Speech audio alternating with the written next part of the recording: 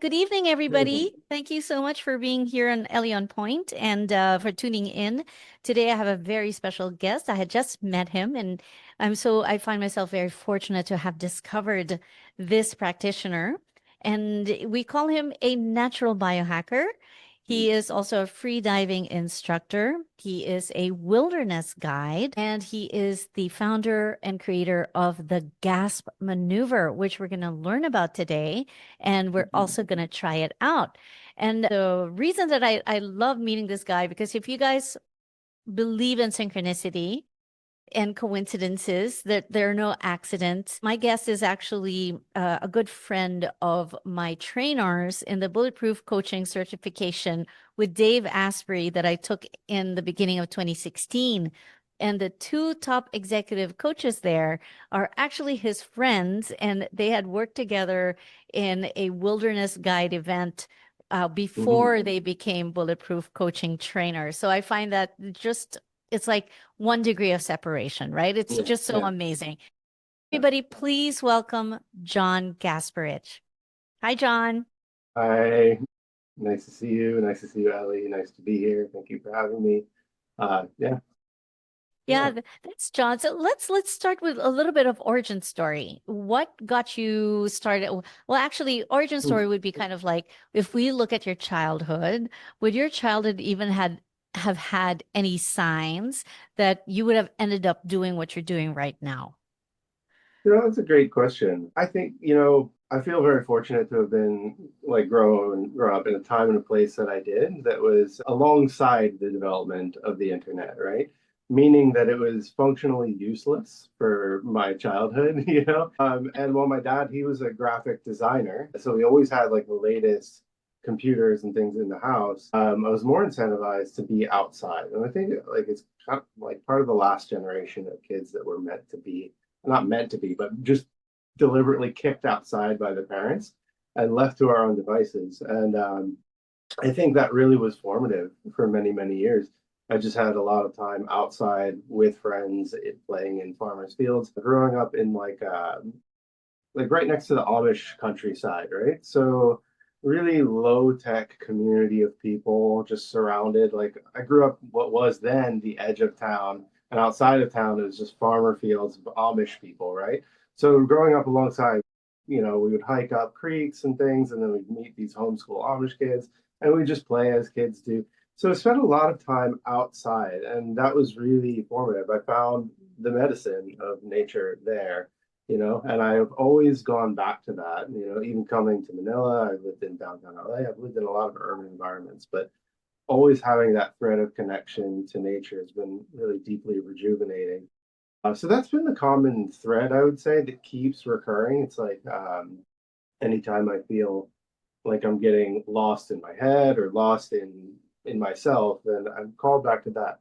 And then, yeah, obviously, freediving is just a heightened version of that. It's the same thing, just packaged a little bit differently, and it's a little bit more inward, a little bit more, I guess you could say, intimate with the natural world. But yeah, I'd say that whole childhood was very formative for that as a foundation. And then, as the internet gained steam, as technology got more integrated into our lives, at that point, I had already had a foundation of being nature connected as a person, right? So yeah, I'm very passionate about bringing that back to people. Freediving is just again just one way of doing that. It's the most potent way I found, but it's connecting people to themselves through connecting with the natural world. It's fundamental, right? So yeah, I'd say that's really where it's a long story, but that's really the Yeah. common thread there. Like 80s kids, right? Yeah, 1985, right? So 85, yeah, just on the exactly. cusp. Yeah. Right. And we were out. I mean, we were 70s kids, but we grew up in the 80s and we were always outside. There were games and all. There was Atari and Sega, Hmm. but there weren't enough to really keep us hooked to them. Sure. It was still more fun to spend some time outside, like go biking or roller skating, or Yeah. we would play these childhood games, patintero and Yeah. all, and just always outside swimming and all of Yeah. that. Yeah, and It's there's a just such yeah. magic. And in the games you died. And then when you died, and you had to start over, which is such a blessing to think about now, right? like you're out of lives and you're like, I do not want to play this anymore. And so you would go outside, right? Which I think is Oh, just a fundamental beauty in the design of those older games. Now it's like infinite lives. You just get sucked into these things that are designed to capture and maintain your attention. But, exactly. you know, And now you can pay to win, right? And you can pay oh to my like God, I know. get Yeah. another life. But I remember, yeah, exactly. Those games like Karateka, I remember Yeah. Yeah. you would die and you had to start over like from the very beginning and Yeah. save You that like throw your yes. controller and then you're like, I'm done with this. And then you go outside and do something that's better for you anyway. Yeah. Yeah. Yeah, it's so true. We were so in touch with the circadian rhythm. Like we were, Mm, we would be exposed to the morning sun, and then, there would be like the sunlight rays would come through the window and everything. Likely, I mean, I think we didn't have sleep problems then. I think we slept pretty well. yeah, I think so. To this day, when I go out to CQ, I can tell you my sleep is going to improve 1,000-fold. But just being like having access to that training as you, I also think like I was probably exposed to a lot of microbiota that I wouldn't have been exposed to otherwise, which was probably immensely helpful for the foundation of my immune system and my body's resiliency and all of that stuff as well. Uh, yeah, very fortunate to have that. Let's bring that back. Yeah. More of that. I think Yeah. people now, if like, you don't have any garden or anything like any exposure to the outdoors, we can kind of hack that by what I used to do is take some soil from like my Mm, pot side, my indoor pots and everything. I'd get some soil and then inhale it. I love that. Yeah. And It's one of the things that gets me so many looks when I do it. But I know what you mean, just that smell of the earth in your hand, and then like the warmth in your hand, warming it up a little bit and taking that scent in. Uh, I forget what the petrichor. study was. Did you read? There's this book by Richard Louv years ago. Do you Okay. remember him as an author? And he No, had, I think, no. Last Child in the Woods. He was writing many years ago about this. Wow. He called it an epidemic of nature disconnection, and he was talking about gardeners and how doing that is exposing you to antidepressants that are in the soil that the bacteria put off, that act as what is it? Yeah, antidepressants. You inhale it. So gardeners are generally happier because they're inhaling antidepressants by working and growing vegetables, right? Right. Yeah. Yeah, I totally see that. And maybe not just the soil, but also the sun exposure, like being connected to the ground and taking in like the negative ions of the earth and all of that, like what do you call this electron donors from Yeah. nature. So Yeah. absolutely. I mean, I Mhm. think gardening is one of the elements as to why the people in Okinawa and is it Okinawa? Yeah, Mhm. the blue Yeah. zones is that they garden. Each resident has a garden that they tend to and they work on the earth and then take in Mhm. all of its healing elements. It kind of makes sense why it would be a Mhm. blue zone. Absolutely. Thinking about the lifestyle that has to be. Like, even obviously, they're getting a lot of fresh, wonderful nutrients from the vegetables they're growing by themselves, and they're not degrading by sitting on a shelf somewhere. They're going through transport or whatever. But even more fundamental than that, they're just slowing down and breathing. I think there's in my experience in the last 10 years or so, like there are things that are, and you've read James Nestor's book, Breath, there are things that are so much more fundamental than what we eat, like how we breathe and how, like the sunlight is even more fundamental than what we eat. Like every breath that we take is more fundamental than how we eat. And I imagine it, like if you went to those blue zones with that in mind, that you'd have like a different lens. You'd be like, oh, wow, these people have much more slower diaphragmatic breathing. Their nervous systems they're coherent, right? They're plugged into the environment around them, and it's just slowing the nervous system down around them. So that when stress comes, it comes and then it washes off. It comes and then it also goes because the nervous systems are plugged in, coherent, and able to do that, right? Yeah, that's a bit of This a tangent, but I really think there's actually an overemphasis on diet in the culture. And that's from my experience with autoimmune disease, right? There was no diet that helped me, but breathing differently did, and doing different exercises did. So, yeah.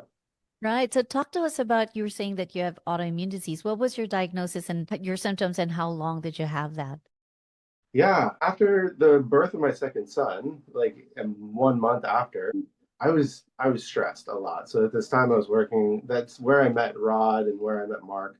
I was working with the indigenous communities in Canada. It was a beautiful job. It was also quite stressful. There's a lot of intergenerational trauma in those communities. There's a lot of colonial trauma in those communities. And so there's a lot of at-risk youth, a lot of like risky behaviors. And so taking children, youth, and adults from those communities and bringing them out was high stress. And being in the wilderness with them, being responsible for them, being, working with the elders, it was the most beautiful job I've ever done, but it was also extremely high stress. So that, and then my second son was born, so there's already one son at home, combined with other stress of caregiving for elders in life. It just triggered my body basically said no, no more. And I started passing a lot of blood in my stool, a lot of blood in my stool. And then it started getting worse and worse over time. I would wake up in the mornings drenched in sweat, like as if I had been in a swimming pool, right? Just absolutely soaked everything Oh, and every morning. And then I basically turned into a phantom over the next 9 months and lost like more than a third of my body weight. Not a big guy to begin with, but what it ended up being the diagnosis after 2 hospitalizations and colonoscopies and blood tests and everything, the diagnosis ended up being ulcerative colitis, which is basically what they tell you is we don't know why your body's doing this necessarily. It could be a combination of genetic and environmental factors, which, if you think about what genetic and environmental factors are, there aren't any other factors. They're all the factors, right? So right. it doesn't really like narrow it down to as to like what this is or why you have it. Yeah. So a I have combination an of insight genetic, on what's that? I have an insight on that, but I'll add it a bit later after Yeah, you I'd say. love to hear it. But so I struggled with this thing for a while, and then after 2 hospitalizations, so that whole time, I tried essentially everything that I could. I tried very strict diets that were designed for this condition. I tried, there's one called the specific carbohydrate diet. There was another one. I tried keto or the primal diet. There was one diet where I just ate boiled chicken and carrots, and that was all I ate, Oh my for a God. long time. I tried traditional Chinese medicine things. I tried following their protocols. I tried acupuncture. I did herbal things. I saw naturopathic doctors. I did all of these things, right?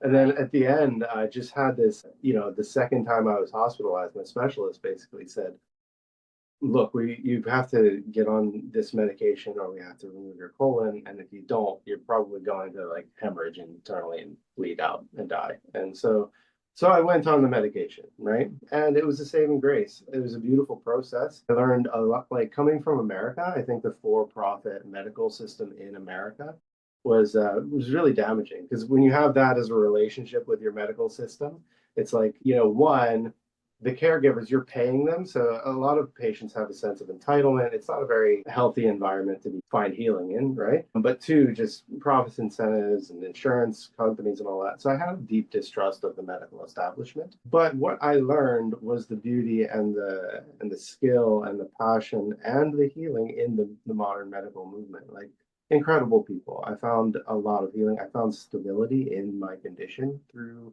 the medicine that they gave me. It was like heroic. I call it heroic medicine. Like they come in when things are too far gone and they intervene in ways that can help you either stabilize or recover, right? And the scientists and the doctors and the nurses, they were all incredible people. And I learned to heal that relationship before Oh, then moving on to where I'm at now, which is I don't have any medication anymore. I was supposed to be on medication for the rest of my life, right? But I would not have stabilized without their assistance and without the medication that they were able to put me on that was developed ironically by the same guy who found the methods like the vagal methods and has uh, done a lot of research on vagal methods that I'm hypothesizing are the reason that I'm well today without medication, right? So he's gone, Kevin Tracy's at the Feinstein Institute. He talked about the vagus nerve. But before that, he was working on inflammatory proteins, cytokines in the body, and did all this research, created foundational research for biologic medicine, all of these things that to stabilize things like ulcerative colitis, Crohn's, rheumatoid arthritis, all of these things. And but he moved on from that research and has gotten out of medication into vagal stimulation for the same conditions.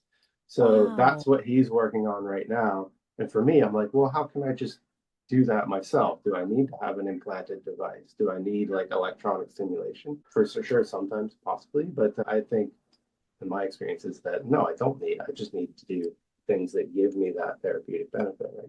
So anyway, that's kind of the autoimmune journey that I've had, right? So now I'm off medication. I have been for more than a year and a half, which is not common with this condition. It's very rare for people to have that as an experience, right? So Right. yeah, I love how you healed your relationship with, the medical paradigm, and yeah, also like to acknowledge that it's still very much needed because, yeah. if you have an emergency situation, like for example, I had an asthma attack. You don't go to a biohacking center. You don't do No. Buteyko. Actually, I tried Buteyko during my asthma attack. It really didn't work. Yeah. But for somebody who's not like me, who's very knowledgeable in Germanische Heilkunde, GHK, and self biohacking as well, you would go to an ER. You would definitely go to the hospital because then they could stabilize you enough so that you could get your vitals up. And it's life saving. So, Yeah. think on your toes, everybody, and Yeah. kind of do whatever is needed. That's what you kind of have to do. Just think on your toes, stabilize, extend your life, and then come back and do whatever, go back to your way of self-healing. Find stability Mhm. first where you need it. I mean, these people Exactly. are heroes, and I don't Right. think there's really a way around it. Like most of them go into it to heal people. They go into to help people. Not, and Exactly. just because there's an economic model and incentives and and regulation incentives that create some bad players doesn't mean that the system needs to be thrown out. It's worth Right. trusting and exploring as needed. So yeah, that was Right. I think that was a deeply important part of my journey because there was such a deep mistrust there, and it's part of Yeah. why I almost lost my colon was that deep distrust of that system. I tried Yeah. so many things, and if I had continued and not like just listened to their advice of these people, then I'd Right. be in a different situation today. So, I'm so happy you still have your colon. And I was going to give some insight mm, on this based on the Germanische Heilkunde lens or Germanic healing knowledge. It's this body of work that I've been studying since 2021 and did a deep dive on. And it was founded by a German doctor who studied very extensively all diseases, studying 60,000 CT scans. So basically, we know the psychobiological root cause of disease, meaning that there is a survival response that our organs are programmed to adapt to for mm, billions of years for survival. And when we look at the digestive organs, it really very much matches the life situation. So this mm, doctor, Dr. Ricke Gerdhammer, was able to look at all of the cancers. He started with cancer, then he went to all the other things, but he looked at all of the cancers and he interviewed each patient and to see the life situation that kind of triggers this organ adaptation, which we mm, call cancer. For digestive organs, it's an anger. And if it's a colon or colorectal or anywhere near it, it's unjust accusation mm, or a very shitty conflict, meaning there's people, corrupt people, shitty people, politics involved, things of that nature, which mm, is very much kind of reflected what you went through, right, with a yeah, tribe and everything. And yeah. it's your colon is trying to get rid of eliminate the morsel of feces, which it doesn't know that it's a figurative morsel of Yeah, feces, the shitty situation, and yeah, not an actual real one. yeah. And so the bleeding and the night sweats, it is very much the healing phase of an endoderm organ, which is the colon. Interesting. Yeah. Yeah. So for us, it's like bleeding. That's cool. It's good. Just leave, don't be afraid of it. Just Mm, keep it going. The night sweats, the fever, that's bacterial activity trying to break down the tumor or whatever mass is there in order to yeah. help you survive it. And then after a while, it should be okay, but give it some space. Give it about a year. You lose weight and then you'll gain it back. So just eat heartily, rest heartily, don't do anything. Keep Mm. yourself hydrated, keep yourself surrounded by loving friends and family, and give yourself a year to rest. That's pretty much what we look at. So what do you think about, does it kind of match what you went through in Yeah, a I way? mean, I can see the situation that I was in. There was a there was a lot riding on me in particular in a lot of arenas of life, right? And there is in my relationship in particular, like there wasn't a lot of anger or resentment from the work that I was doing. It was stress, but it wasn't that particular kind. There was more of that in the relationship that I was in, right?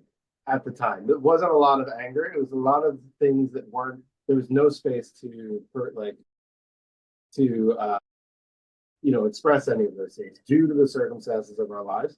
So there's a lot of, and I understand all of this. I even understood it at the time. I was like, there's a lot of repression happening by necessity, right?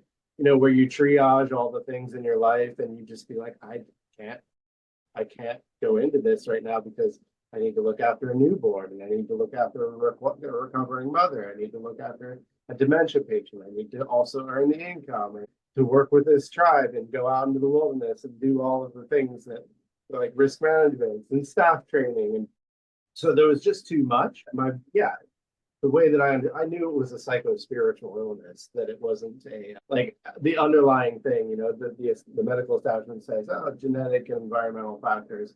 But I knew something along these lines. I'm like, something like this is Yeah. just repressed nonsense that has no outlet and no opportunity for outlet. That's going like essentially ulcerative colitis is it's your body attacking itself, right? So, like you said, it was a really shitty situation. And so my body made it more shitty. It said no more and started attacking that. It wasn't a cancer. There were no tumors. Ulcerative Oh, just there were means none. it's Okay. eating away the lining of it, right? So it was just essentially disintegrating under the attacks of the immune system, right? But yeah, absolutely, it's more of a psycho-spiritual thing than it was. And even if, like later on, speaking with like Ayurvedic people, they said even really similar things about it was this pitta thing. It was like heatiness, so Ah, like too much heat, too much fire in your life that hasn't had an outlet, unexpressed anger or whatever, which is, prone I to didn't feel it gastric as stuff. anger at the time because it was just shoved away. It had no place. It has no opportunity. I can't use this, so I need to put it away. And then, yeah, obviously the body's just like, no more, and does what it does, right? Yeah. Right. Are you type O as well, John? Like blood type? No, I'm in A positive. A positive. Okay. Okay. Because type O, I'm type O and I'm also PETA, and we are prone to gastric Mm. stuff like Oh, okay. gastritis and stomach. We have a lot of stomach acid because it's kind of like, the hunter-gatherer kind of blood type. So we have, a lot of digestive juices. So, okay. So what gives me a lot of, looking at it, looking at the big picture is that you developed this relationship with breath that has made you quite resilient, and that Mm. gives me a lot of hope, because then it gives us this, let's say, this portal or this lever to control our biology and Mm. kind of, not have it be so fragile Mm. to the environment, to like life situations. Because for us, Absolutely. I mean, cancer is an adaptive response, survival response to a distressful life experience. Mm. However, that distress is very much variable because it's the perception of the person, the psyche perception of the person. Mhm. Like one person will perceive an event not as traumatic, but another person will perceive it as extremely shocking. And so Mhm. therefore we can kind of control the way our nervous system responds to it through breath. Would you say that that's what you've discovered? Oh, absolutely. And even deeper than breath, like learning direct vagal stimulation techniques are instant interventions into those issues, right? But absolutely, as a foundation, the most important thing is the breath, more fundamental than diet. I always tell my students that if you were to weigh the air that you breathe in the year versus the food that you eat, there would be about 8 times more weight in air that you consume. So it's primary. If you look at like the Pareto principle is very popular in self-help and business world, like that 80-20 rule, right? So if you're going to focus on the 20% of things that you can do that give you 80% of the results, for me, the breath really fits into that because it's so primary to every moment of every day.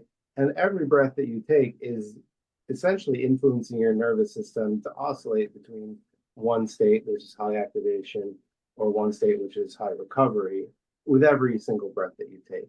And learning to modulate that effectively and then make it automatic is one of the most powerful things that you can do for your health and well-being, your mental health and well-being. And if you haven't done that and you're struggling with mental health, do that first and then also pursue other things, right? Like don't stop what you're doing, but do this because it is primary and you're working at the level of it's not even subconscious, it's pre-conscious, it's pre-verbal nervous system regulation, and anybody can learn it. It used to be monks on mountaintops that learned to master it.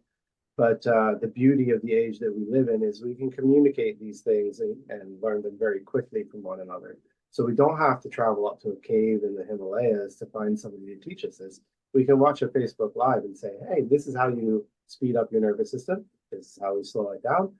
Here's how it works. And then you can just say, okay, take it, run with that, right? Yeah, even it's one of the foundational reasons why I love teaching freediving so much, because I will say in the breathwork world right now, there's a lot of focus on hyperventilation, right? There's so much focus on overactivation, right? Which is increasing Holotropic. that, yeah, the Yeah. Wim Hof method, all of these methods. The Buteyko thing is very different, right?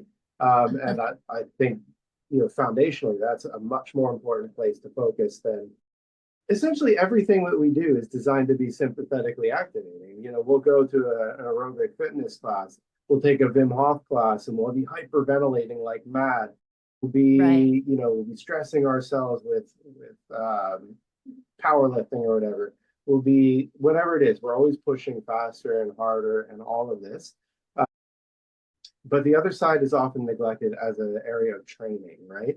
But if you just focus on this one area and develop your capacity for recovery, like with the Buteyko or with the methods that you and I talk about, or with the freediving style breathing, whatever it is, learning to increase your capacity for recovery is going to do way more for your sympathetic performance than pushing that more sympathetic all the time, right?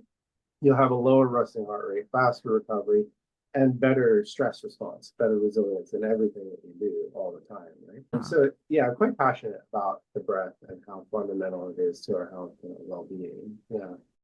Yeah. So tell us how you so I would love for you to teach our viewers how to do the gas maneuver because Oh, it's sure. it's your method. But did you discover the gas maneuver before you became a free diving instructor, or was it the other way around? You discovered it after. I think it's one of those things where, like, you watch Antiques Roadshow. You ever Who see show? there's this show like Antiques Roadshow where people go and Oh, they yeah. find stuff in their attics, and then they go to the show and they have it assessed, and every once in a while they're like, oh my God, this is worth $5 million. That's kind of my experience with this thing, right? It was a thing that I did naturally. I don't know where I learned it, where I picked it up, or how I figured it out, but it's a thing even from back from being a kid. And the only place that I ever really used it was to get rid of my hiccups, right? So I had this technique that anytime I got hiccups, I would get annoyed for a couple of seconds, and then I would just do this thing, and then they would go away, and I would be like, "Oh, they're fine," and I would just go on with my day, right? So the discovery was more like pulling it out of the attic in the right context, which for me, the Antiques Roadshow was on a freediving buoy in Sikihor, and so I was on the buoy. I finished my instructor course, which was quite stressful. And my relationship with freediving was like under strain at that point because you're pushing so hard in that course. You're teaching other people, you're pushing your own limits very hard.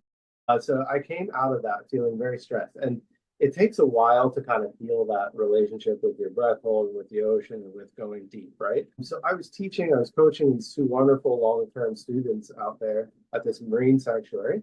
And every time I teach people, I dive with them every single time. So there's a lot of diving. We get three Right. times, four times more, five times more diving than any one student will do, right? So much. And I love it. So I'm just down there with him the whole time. And this day, my breath hold, it was not super comfortable. I still was still carrying the stress from the instructor course with me. And so the carbon dioxide response, which is what happens when if you don't know, you hold your breath long enough, you don't really run out of oxygen. What happens is carbon dioxide starts to build up. There's no danger in this, but it increases that urge, it gives you the urge to breathe, and it makes you uncomfortable. It's your body's signal to go get air, right? But it's not because you're low on oxygen. So even just knowing that, whoever's watching this, you can already hold your breath way longer than you think you can. It's about managing your relationship with that particular discomfort. And that is where the nervous system bit comes in. This day, my reaction nature to this discomfort of the buildup of carbon dioxide, it's just not comfortable, right? I was diving down every dive with the students, go down 15, 20, 25 meters, whatever it was. And I'd be down there and the urge to breathe would come up, and the narrative stories, the reactive mind would come in, doing its unhelpful things, telling stories of danger that I knew were untrue and unhelpful, but were still very compelling to my nervous system. And so at one point I came up and I just started hiccuping, and I was annoyed that I was having the hiccups. I'm just on the buoy floating there with my students, coaching them, being like, really good, you ducked out. It was really nice. It was really, and then so I stopped for a couple of seconds. And while my one student was preparing for his dive and I was preparing for my dive, I just did what I always do to get rid of those hiccups, right? So I took a big deep breath in, held it, I created the pressure in my thoracic cavity, in my chest, like trying to exhale almost, or try like the same as you do if you try to lift something very heavy. So squeezing that air in my chest against a closed glottis, doing a forceful swallow, and then exhale. And so anytime I do this, and for years, people were like, you're nuts. Why does that work? Right. And I'm just like, oh, I don't know. It works for me. Anytime I do it, I know that the feeling that I get if it works is I get a vasovagal syncope. Basically, I get tunnel vision for a couple of seconds, right? I get a little bit lightheaded. It's like, okay, I know I hit the button then and my hiccups will be gone, right? So I did this, and then I didn't think anything of it. And my student dove down, and I dove down with him, and I just felt like just peace, like my breath hold and my relationship with that breath hold and the comfort and the ability that I was able to enjoy the dive was just dramatically and instantaneously increased, right? So to me, like the ocean is a mirror through that mechanism, through the mechanism of carbon dioxide. To have that reactivity instantly, the volume turned way down on it. I came up feeling totally different. I was like, that was so much different than my previous dive. I talked to my students about it. And then as I was on the buoy coaching them, I started to think about the mechanisms behind what was actually happening when I got rid of my hiccups. I'm like, oh, wait a minute. So I'm building pressure on my heart, which is communicating through my vagus nerve to, have there's some sympathetic activation in the beginning. And they're like, oh, and then this swallow, what does that do? And it's like, oh, I'm actually massaging the nerve in the back of my throat, right? And then the long exhale and everything. So what it's doing is modulating pressure dynamics, activating the phrenic nerve, which is the off branch of the vagus that is for the diaphragm, right? So I'm activating that nerve and then hitting the reset button with that forceful swallow. And I realized this as I was on the buoy. I was like, I just hit a reset button for my nervous system, basically. And then I took it back and I was like, that is cool. And that has way broader applications than hiccups, right?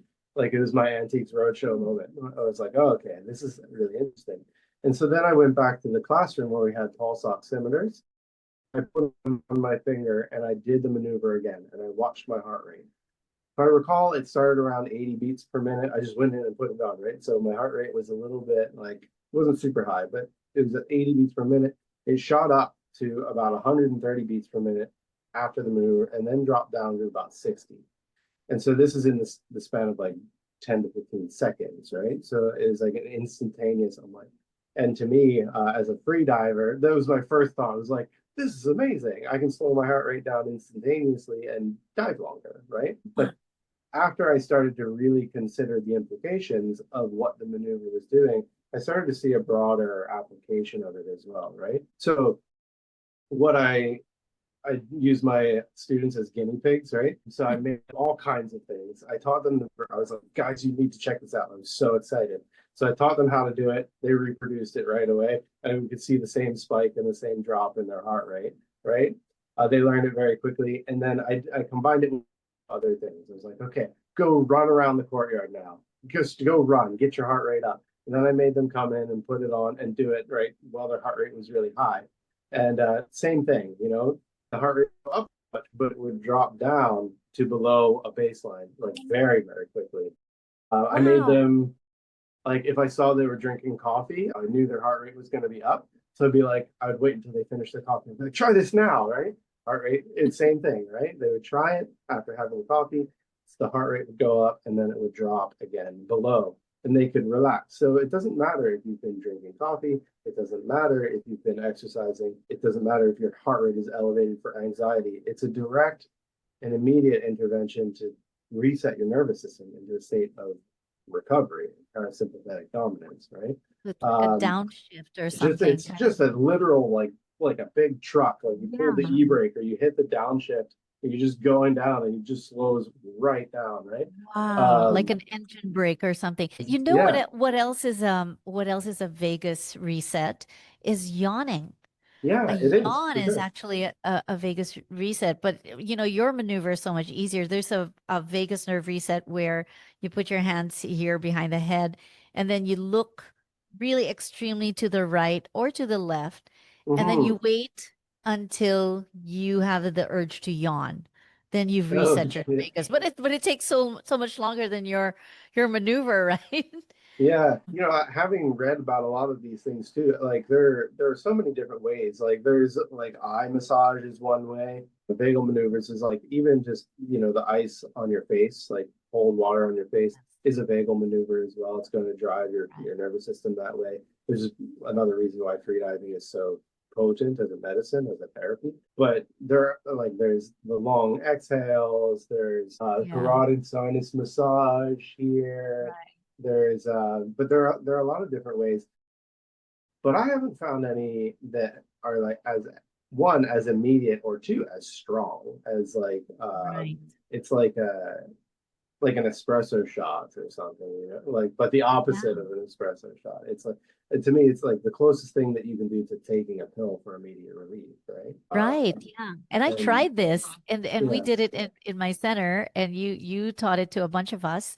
And these are people who, well, I am coherence trained for 10 years, but the people that came over were the perfect people to try it because they had anxiety.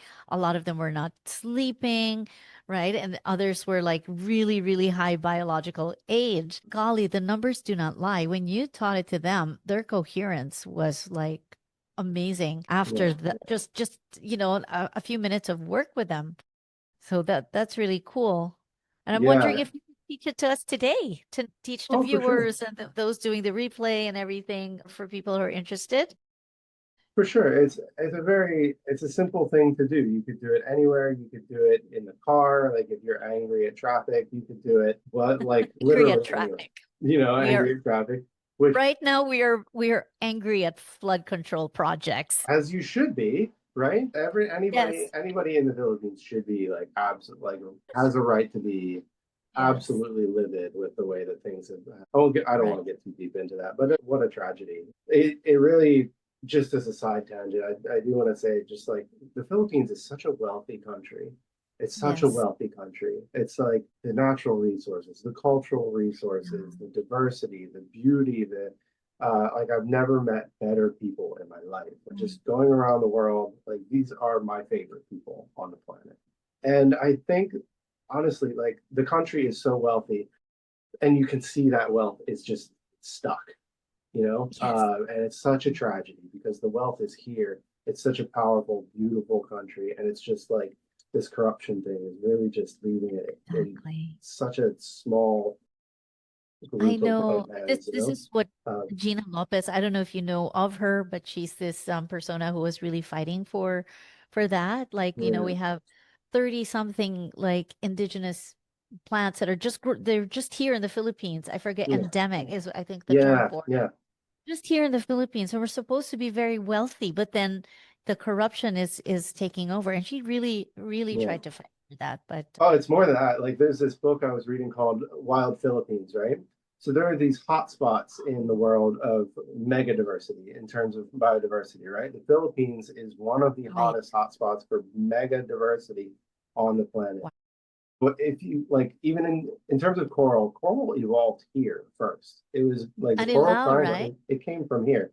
More than Yeah. 600 something species of coral in the Caribbean, which is renowned for its reefs. There's like 60 something species, right? Right. So like Compared to us. 1/10 of what is available and what the diversity expresses here.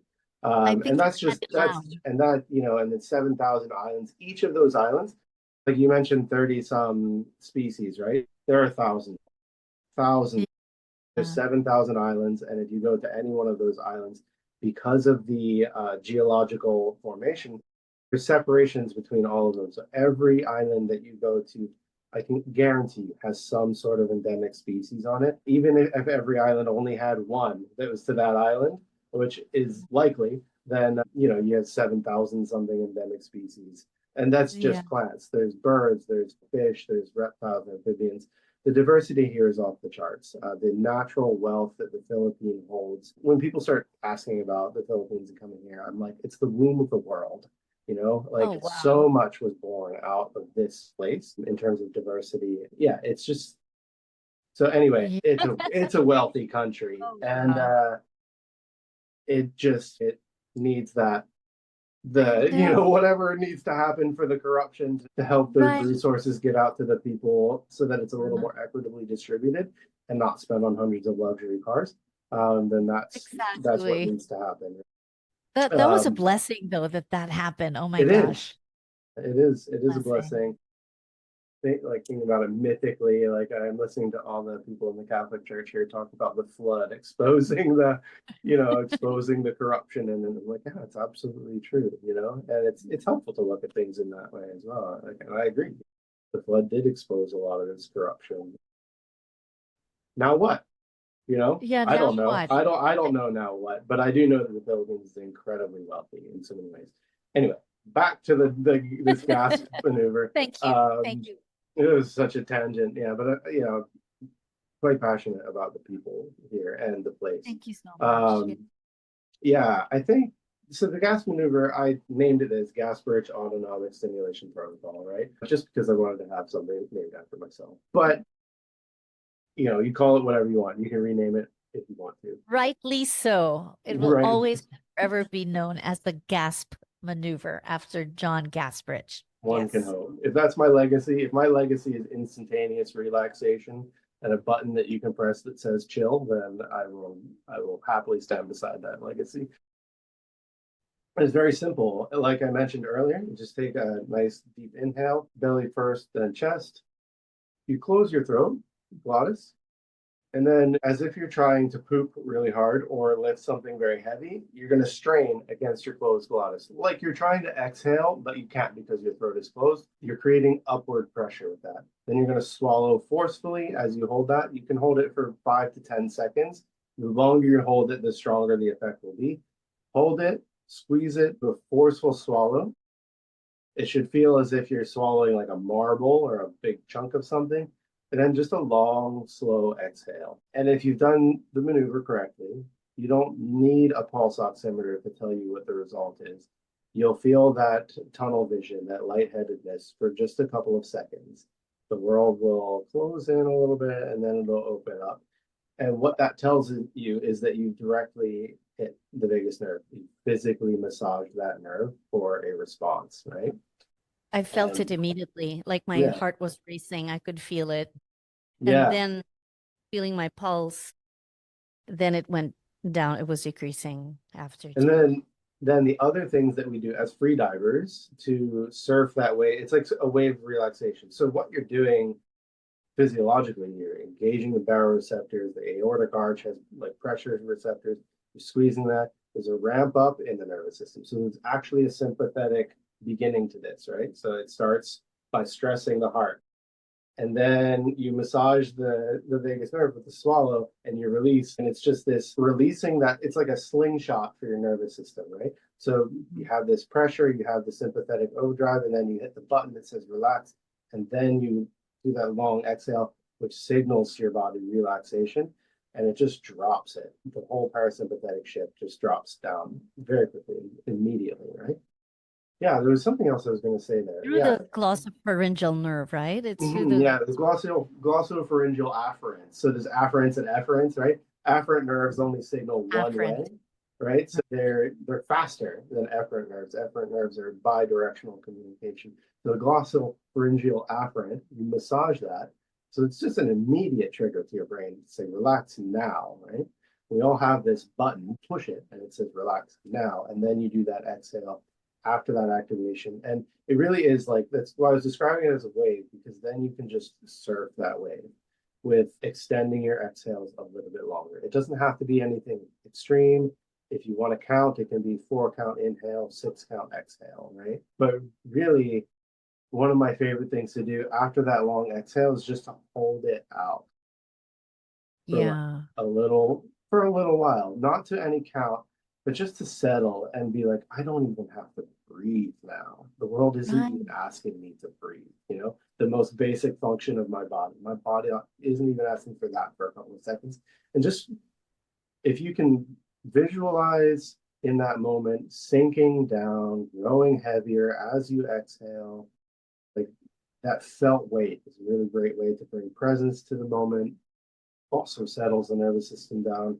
We're just stacking techniques and compressing them into the smallest amount of time to get the deepest response that we can get, right? And the So you results, would yeah, you you would do the maneuver right before you do the dive. I don't do it right before I do a dive. I Okay. do sometimes. Okay. So I've played with this. I've played with this with my students quite a bit. I've done a lot of experiment over the last, little over a year, like 14, 15 months with this. Uh, Placing it at different times, getting very nerdy about where I place it in the breathe up sequence. Should I do True it right biohacker. before I dive? Should I do it like 2 minutes before I dive?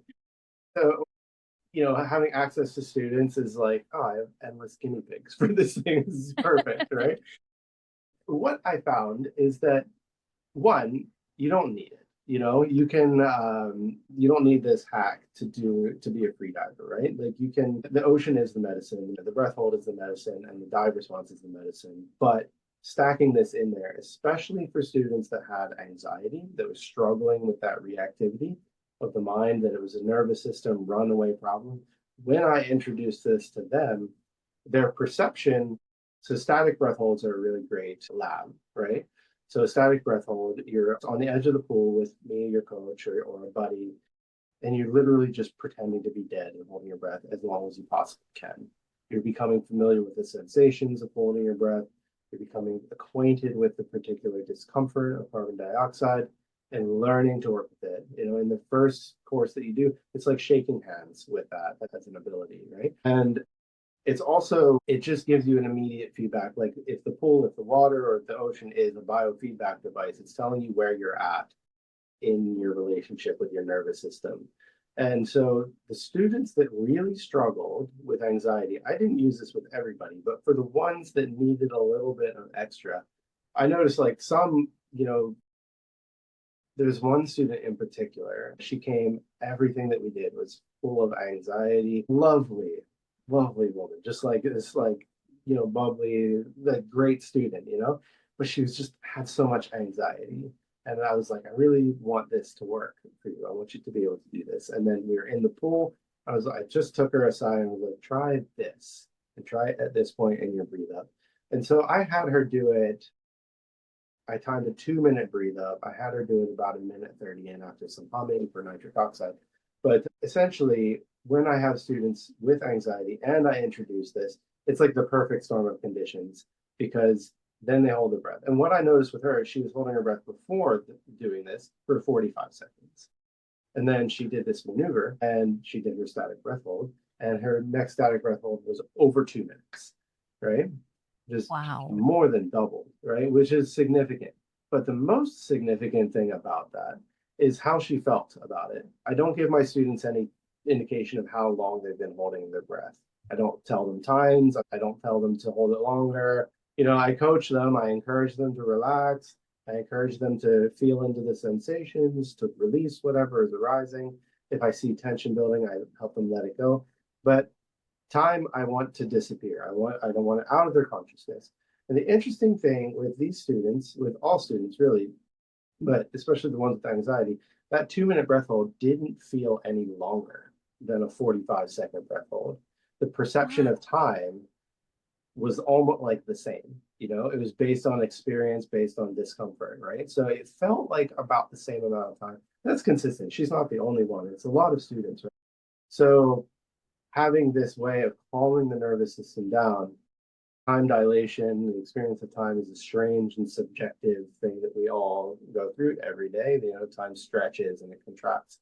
And this is just a really potent way of saying, okay, if you work with the nervous system directly, you can feel the same things, but your capacity is more than doubled for handling stress, right? And more than doubled immediately, right? So it's a great lab. It's a really wonderful place to experiment with people on this and other techniques of relaxation, right? And 2 minutes, like 2 minutes is quite long. And I Mm, remember when I was training with Buteco method, which was quite harsh because my teacher then was yeah, kind of like, I don't know, he was just so staunch about it. yeah, It was quite forceful. And yeah, it took me, I don't know, like 3 months to get up to having a static breath hold of 2.5 minutes. And I was actually really proud of that because it's so yeah, hard to hold your breath yeah. for even a minute. Yeah. And you're saying that in one session, this lady was able to hold her breath for 2 minutes and not even perceive it as long? Wow. I mean, by the end of the breath hold, you are perceiving it as long because the stress elevates. So at the end, but she didn't perceive it as being differently stressful from the Right. 45-second breath hold, right? So both were stressful, and they were the same kind of stressful. For me, it's Yeah. more a measurement of capacity for handling that stress, right? And it was just Right. because we intervened with the nervous system and we said, relax now. And then and it's pre-verbal, right? It just did that. It just worked. And then, yeah, she was able to have the same experience, but her capacity was more than doubled. And, I've talked to students that have taken this and applied it in their lives afterwards, as well. It'd be like, after they learn this, they're like, holy shit, I'm going to use this for everything. And I'm like, yes, what a Exactly. great blessing. I feel really privileged to be able to give people that kind of a gift to go out in the world and to just handle, because the world's Yeah. stressful. Superpowers do we have? I And know. this makes me think about our evolution as, Yeah. aquatics. Like we were aquatic before we were amphibian, reptilian, then mammalian. So we were Yeah. in the primordial sea, right? Mhm. Cephalocaudal, just, swimming like fish and everything. And fish have gills. And our gills actually evolved into what the brachial arches or something, or the pharyngeal arches, which we still have. And Okay. babies still use them in the amniotic sac first, and when they come out they use them Yeah. for breastfeeding so that they can breathe while feeding. And so I feel like kind of activated a part of that because we can actually breathe without breathing. There's this Feldenkrais awareness through movement lesson that we do where we do the breathing spaces. And then there's a point there where we're actually holding our breath, but we're breathing. Mhm. We're not breathing out externally, but we're breathing internally. And you could actually keep it that way and survive that way. It's not uncomfortable, but it's kind of something like what you did, activating some sort of superpower that, or using one of those evolutionary vestiges that are still kind of there if you activate it. Yeah, So absolutely. That's cool. I knew about the glossopharyngeal nerve, but I didn't know that it was connected to that bit of our evolution, which is really fascinating. It's deeply yeah, fascinating. it's so interesting. And if we're actually doing natural breathing, sometimes when you're just, still, you don't know the difference between inhale and exhale because there's no real action that's happening. But when Yeah. you're very still and coherent, there's hardly a breath that comes in and out. And Mm. sometimes it's hard to even distinguish what is an in what where is the inhale and where is the exhale. Have you Mm. ever kind of self observed that? sometimes Yeah, when there have been moments where I've just been sitting and be like, did I forget to breathe? You know, it's just this awareness comes that am I actually breathing or am I not breathing, right? So there right, are those moments. More like in the freediving world, there are these times like there are more advanced training dives that we do where you exhale before you go down, right? You can right, simulate depth, you can simulate greater pressure, you get a deeper dive response. They're like taking a drug, but they're also deeply uncomfortable in the beginning. Incorporating this maneuver and other breathing techniques before those dives, sometimes I'll be down there, like hanging at the bottom of the line, 15, 20, 30 meters, whatever it is. And I'll just wonder, did I actually take a full breath or not? But it's a similar kind of thing. Be like, I actually feel full, yeah, there's a reason that it was the thread of so many spiritual traditions for thousands of yeah, years. The breath is primary, right? Even saying the rosary times your breath out in strategic ways to calm your nervous system down, or the all of the prayers, the Catholic prayer, time your nervous system. It's breathing, right? It's chants, it's mantras. It's all the same thing, and it's beautiful. But now we understand it a little bit more, and why they work that way. Yeah. right. I have a question. There's this a post recently, I don't know if you've seen it on Facebook, where there's a Croatian free diver who Hmm. was able to hold his breath underwater for 29 minutes. Yeah. Is that possible? Though there's like a kind of a caveat there. Before he actually took the dive, he was breathing oxygen, like high Sure. flow oxygen, for Yeah. 10 minutes Yeah. before. Yeah. So that's kind of like an assisted A technical breath hold, a heroic feat of human ability. Assisted or not, whatever happened there is unbelievable, right? So he's a friend of a friend. The guy that I did my instructor course with, and the guy that I worked with for a year in CQ, he's a friend of his, right? And it trains with him, and yeah, it's just yeah, I mean, absolutely heroic levels of relaxation, right? And it is interesting because essentially he's just gotten rid of all of the carbon dioxide. I don't fully understand like all of the physiology behind it, but I know like his heart rate must be so low.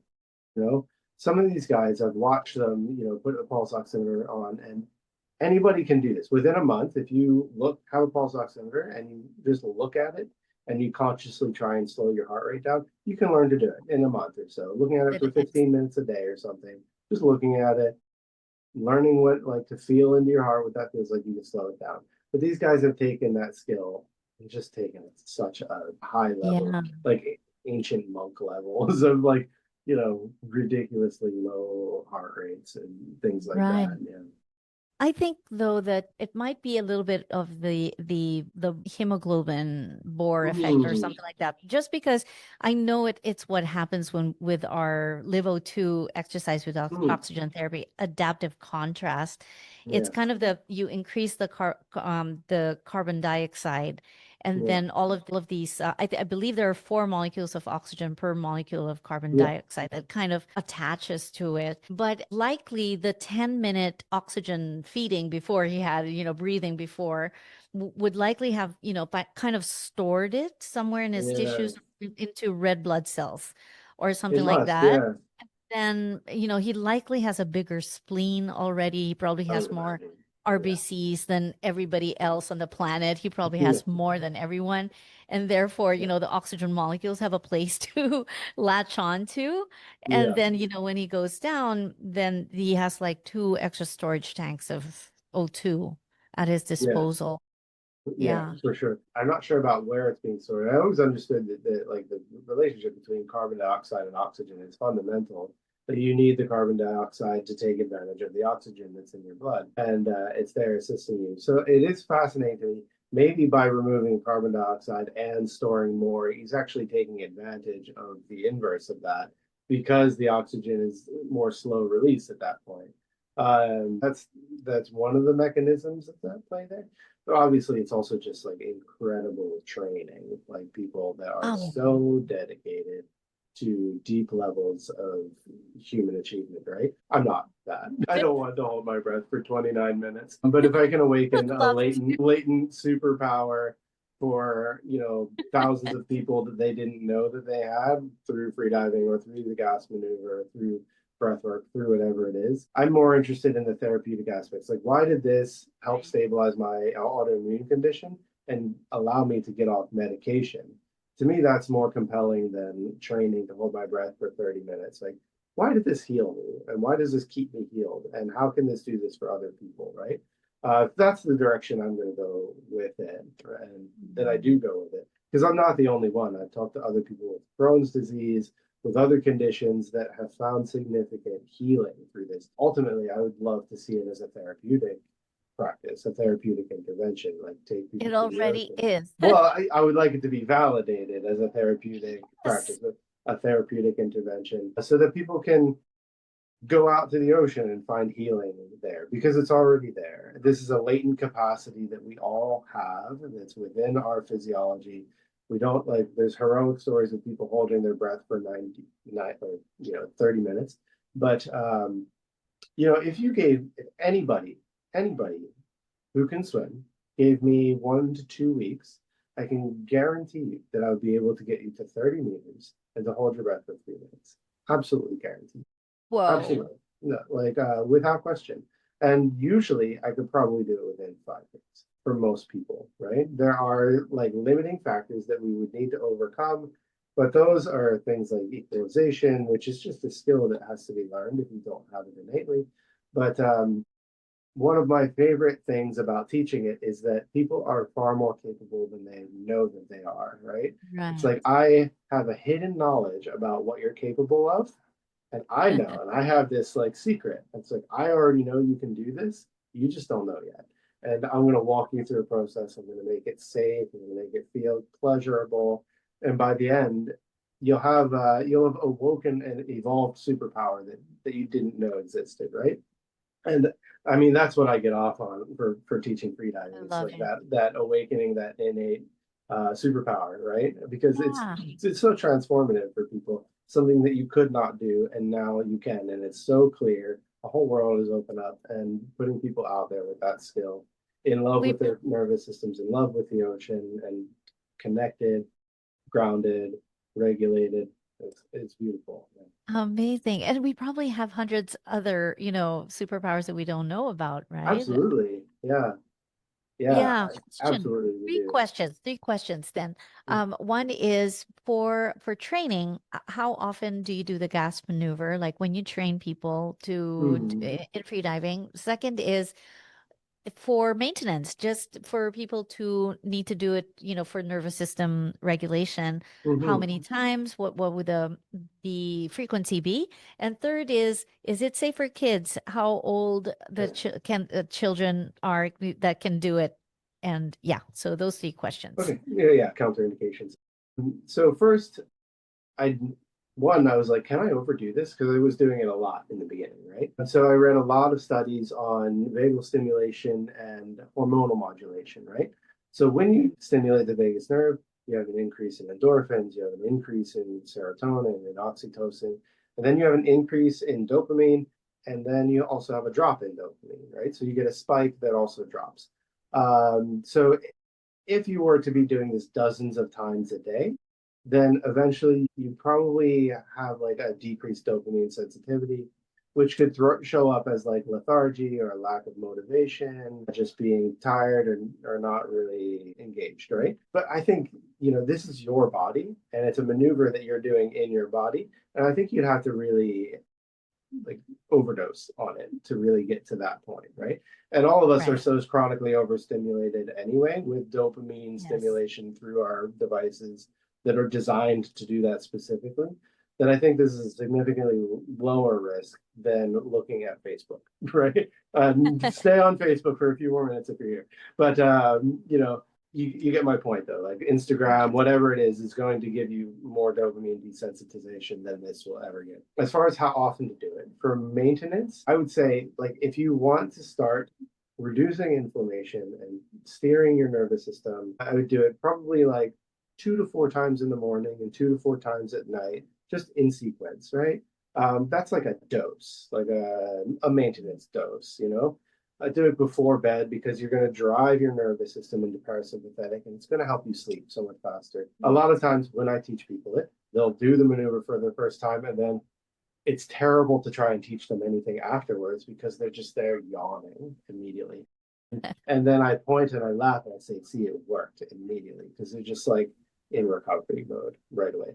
But you can do it before bed. So 2 to 4 times in the morning, 2 to 4 times in the evening, and then as needed throughout the day. Like you would with paracetamol or something, you know, take it in the morning, in the evening, and then as needed throughout the day. I don't think you're going to overdo it. And then what was the second part of the question? Oh, the second part of the question was if you were training like as a free diver, how Right. often do you?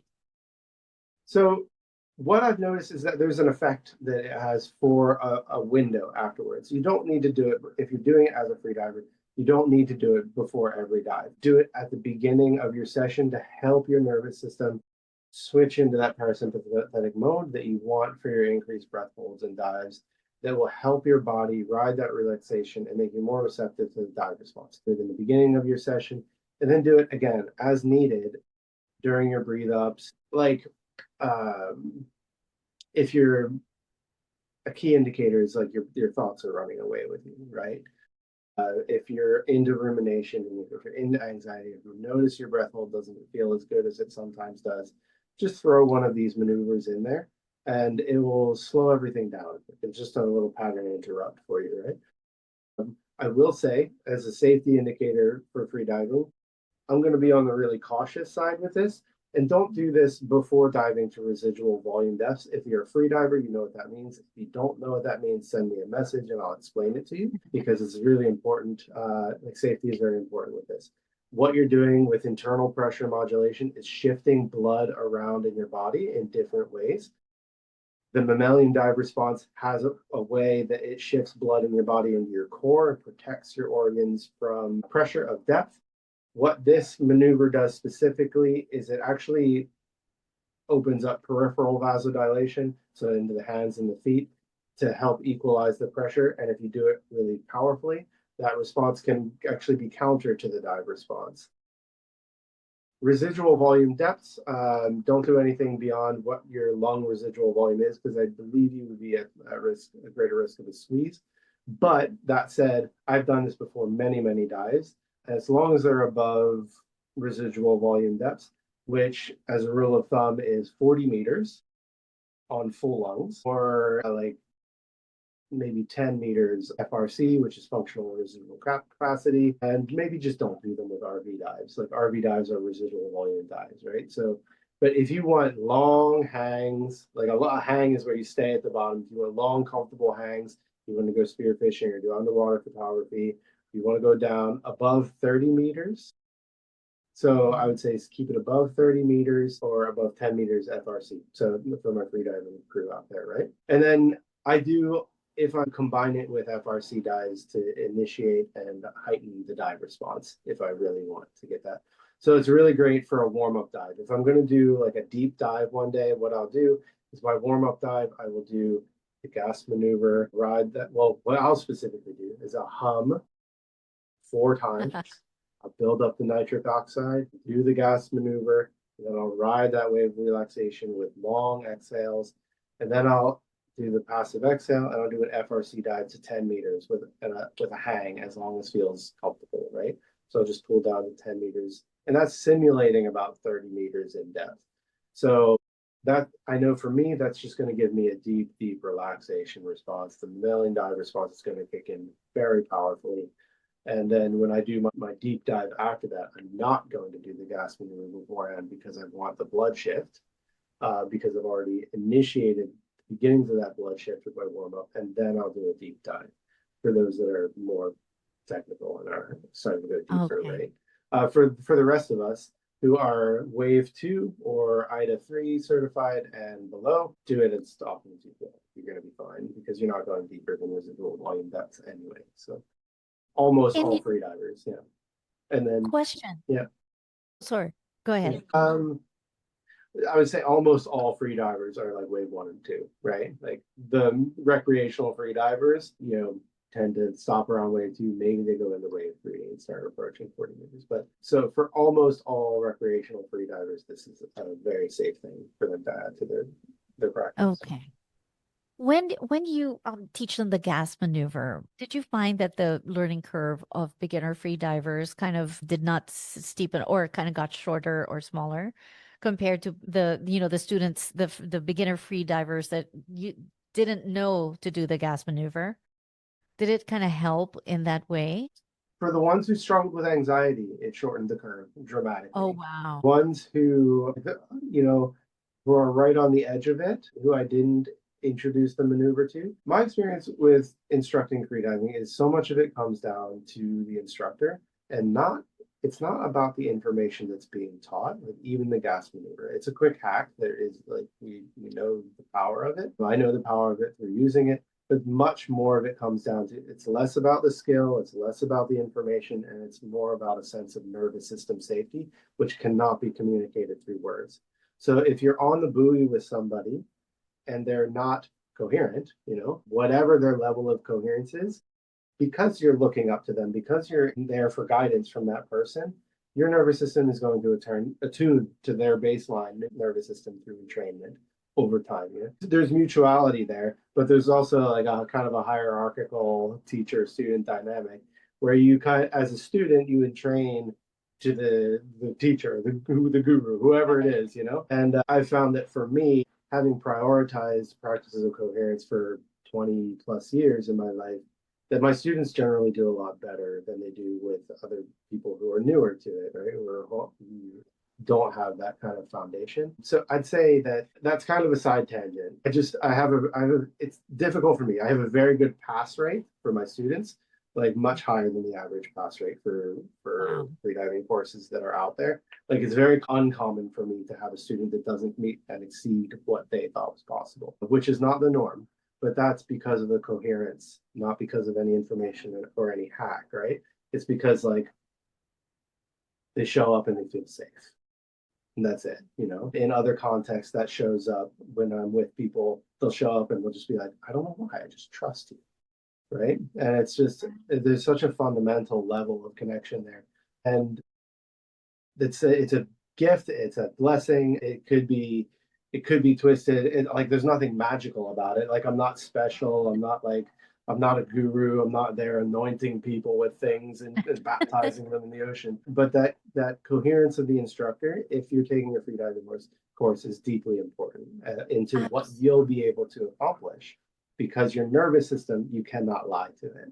And if it doesn't feel safe with another person, it's not going to feel safe exploring things that feel unsafe, right? So, Right. but the That gas maneuver specifically for people who have felt more anxiety, it's given dramatically improved results. It's been able to take people that wouldn't pass the course and push them over the finish line, giving them the tool they need to do that, right? Which in that's itself is fantastic. That in itself is already amazing, but you make such a good point that the coherence level of the instructor is really important because of even our mammalian nervous system. We're designed to Yeah, co-regulate, right? We're designed to exactly. bioresonate with the vibe that is more coherent. So Mm-hmm. basically, if you are in an inefficient heart rhythm, your heart will bioresonate with the one with the more with a more regular pattern, which would be yours. And Mm-hmm. it's just the design of nature and us as mammals when as we evolved. And I could attest to this because being around you is very Mm-hmm. calming Yeah. already, because you have this countenance. It's so peaceful, this equanimity about you that's Mm-hmm. so calming.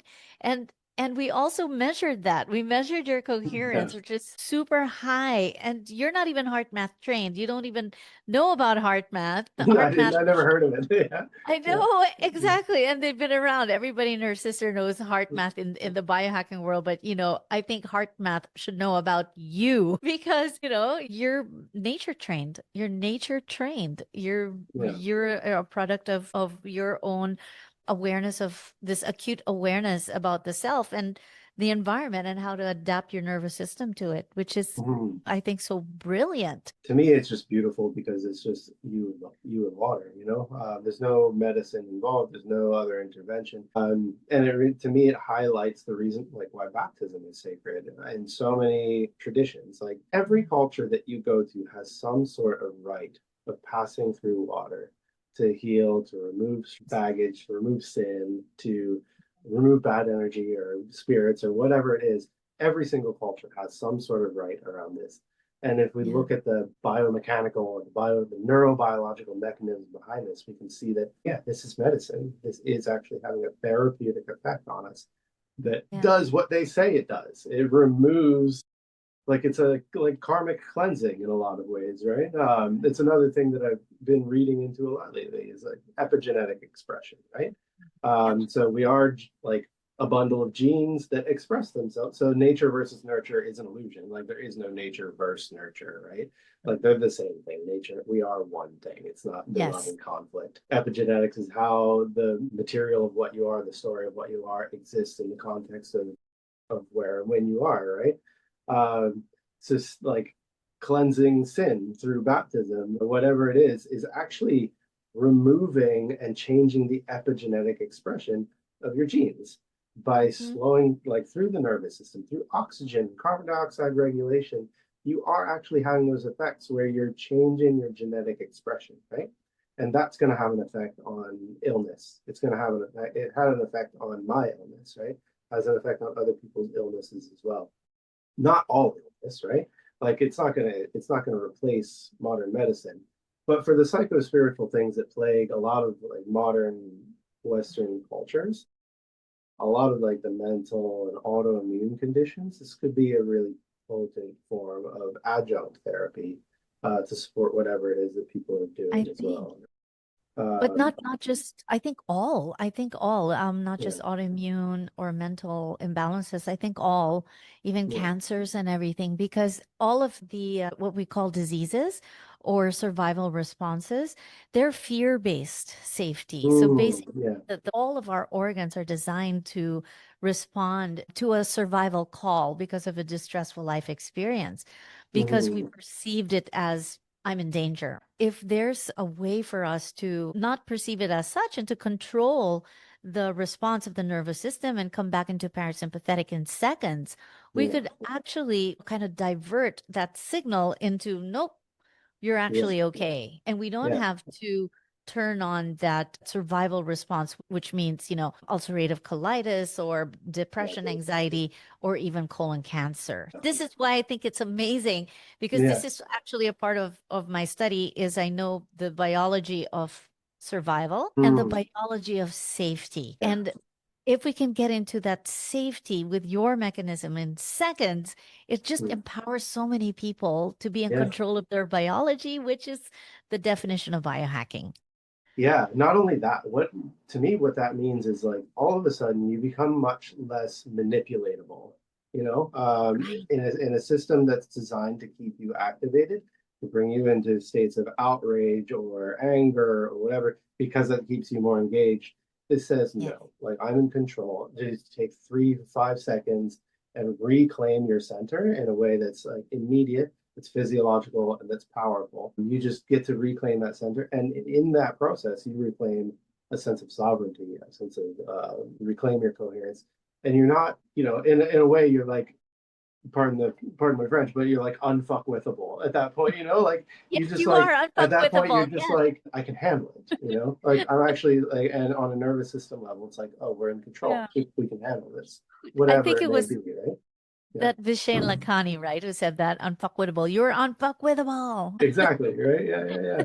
Exactly. And it's a tool to get there very quickly, right? Whether it's in traffic or whether you're having an argument with your partner, whatever it is, it will help that. The other thing, so I mean, that was one of the first places I went, was like, oh, this could be like medication for people who have anxiety, who suffer panic attacks. This Yeah. could be like an acute intervention for people who are having whatever reason their heart rate is elevated artificially, right? People who drank too much caffeine or whatever it is. But they do parts of this. They take components of this. Like the beginning half is a Valsalva maneuver, right? Right. And they do. EMTs will use that maneuver to reset the heart rhythm in patients with supraventricular tachycardia, right? It doesn't have the swallow and the vagal massage component. So it's a little less predictable and but it's the first line safest treatment that they do with cardiac patients, right? So that should give you some indication of the safety of the maneuver, right? Right. The most risky part of it is that part where you're squeezing your heart physically, right? So you could, if you have any cardiovascular issues, you might want to take it easy, like do it gently at first and feel how it reacts in your body. Do it with another human being who can witness you, right? There shouldn't be any danger because, again, EMTs use this to help people who are having heart attacks reset their heart rhythms. It's the first thing they'll do with the patient is that Valsalva Wow. maneuver, right? This could functionally replace that because it's more effective. It's a synergy of more mechanisms that acts quicker, right? And I think it's more easily taught than the Valsalva maneuver that they've got out there. Again, use caution if you have any cardiovascular issues. If you have like a history of heart attack or stroke or anything like that, just use caution, right? If you have circulation issues, so this is a really interesting thing. I've actually used this for like say my feet were cold, right? Mhm. If I do this long enough, I know that I'm going to open up peripheral vasodilation, right? So if I combine this with like some movement and not even like a dramatic like exercise or whatever, I can get blood flowing to places where it's not flowing, and I can increase drainage. I can move blood around in my body in different ways by changing the pressure dynamics, right? So the way this works, you build up the pressure here, and then your body wants to equalize that pressure after you release. So it opens up the veins in the extremities, right? So your blood pressure will also drop, which can be therapeutically could be helpful as well. But so I've used it for things like anxiety. I've used it on people for things like anxiety. I've used it for things like those circulation issues if I'm cold or whatever. I've Oh, used it for when I've gotten sick. I swear that it helped me overcome sickness much faster. My partner was not doing it. She took much longer to recover. And I just did it a few times a day. It wasn't anything like I sat meditating for hours. It was just like, I'm just going to do this now, and it my. takes a few seconds and it's just like helping my body relax in the parasympathetic to overcome whatever it is that it was struggling with, right? So I I caught got. like some bug on the airplane when I went to Bali recently, right? And I was stuck in bed with a fever like a week later, some bug on the airplane, right? And this helped me overcome it in a matter of like, I think it was one day, where it was like 3 days for her or something. Amazing. Then I I was got able to, another yeah. I have another insight because in Germanische Heilkunde, whenever we activate like a conflict, like whenever we perceive a distressful life situation, or rather a life situation as distressful, and we call upon an organ to adapt or to respond to it, the symptoms is actually when you're conflict active. We call this conflict active phase, is that you have cold hands and feet. Mm, So kind of there's like yeah, centralization. So all of yeah, the absolutely. blood rushes to the core, ready for you to, and then your Right. heart rate actually increases. So one of the Mm, things I think yeah, to downgrade the conflict or to tell the organ, no, no, no, no, no, don't do anything. It's okay. I'm okay.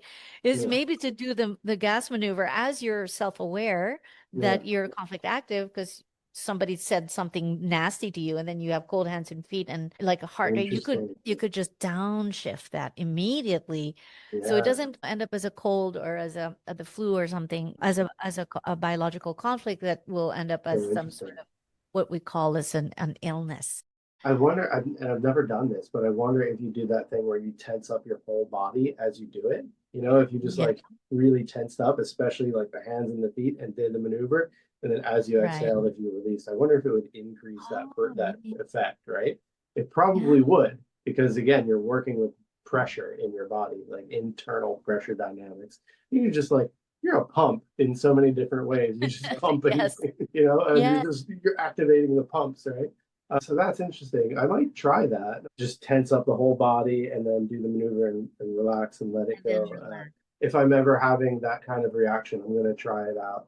I have stacked it in the middle. So I have this like, I had a whole curriculum. I was running workshops on this in Sikihor with people and like experimenting with people. It's calling them the peace protocols. And so I did stack this maneuver in amongst different breath work and exercise protocols, right? So what I was doing, like, I was like wondering if there are ways to modulate like testosterone or, increasing energy, decreasing energy, all of these things. And the answer is yes, yeah, we can.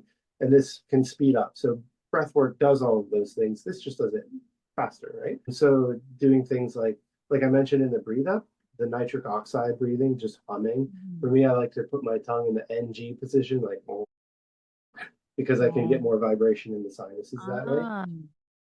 So doing that for 4 to 8 breaths, followed by the gas maneuver, followed by um, like maybe coherent breathing, is going to give me one effect.